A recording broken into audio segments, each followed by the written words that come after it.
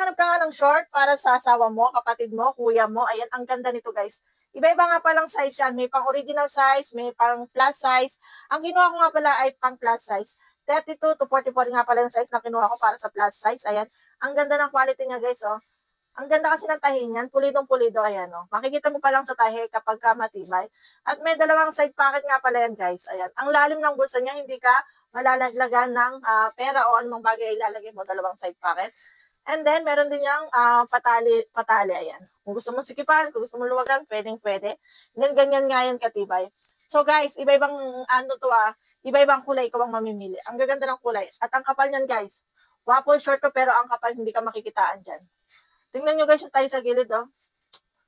Naka-top na, naka-aging pa, naka-basting pa. Kaya, sobrang matibay nga ito. Kaya naman guys, kung gusto mo ng ganitong short, nasa yellow basket ko na yung link nito, mag-check out ka na. Bye!